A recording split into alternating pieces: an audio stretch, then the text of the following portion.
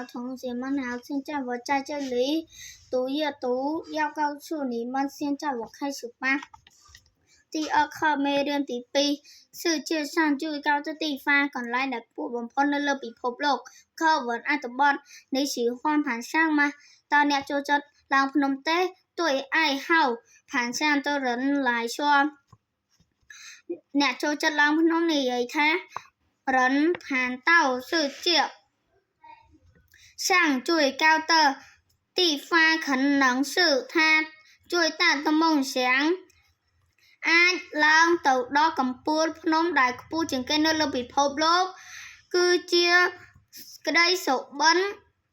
ដ៏ធំរបស់ពួកគាត់នេះ就是世界上最高的地方在哪吗តើអ្នកដឹងទេកន្លែងដែលខ្ពស់បំផុតនៅលើពិភពលោកនៅឯណា世界上最高的地方是在喜马拉雅山脉的珠穆朗玛峰កន្លែងដែលខ្ពស់បំផុតនៅលើពិភពលោកគឺនៅជួរភ្នំភម៉ាឡៃនិងកំពូលភ្នំអេเวอเรสต์珠穆朗玛峰有多高呢តើភ្នំអេเวอเรสต์មានកម្ពស់ប៉ុន្មានថា有8848米高វាមានកម្ពស់8848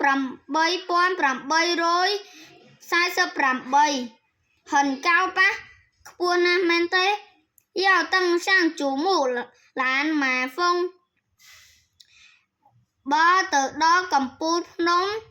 អេเวอเรสต์人们经常选择在3月份开始爬山ពួកគាត់តែងតែចាប់ផ្ដើមឡើងភ្នំនៅខែ3如果顺利的话ប្រសិនបើរលូនថាមិនហួយ在5月份到达最高峰ពួកគាត់នឹងទៅដល់កំពូលភ្នំនៅខែ5那是2个年呢តែ2ខែឯង谢谢老师谢谢你们的耐心收听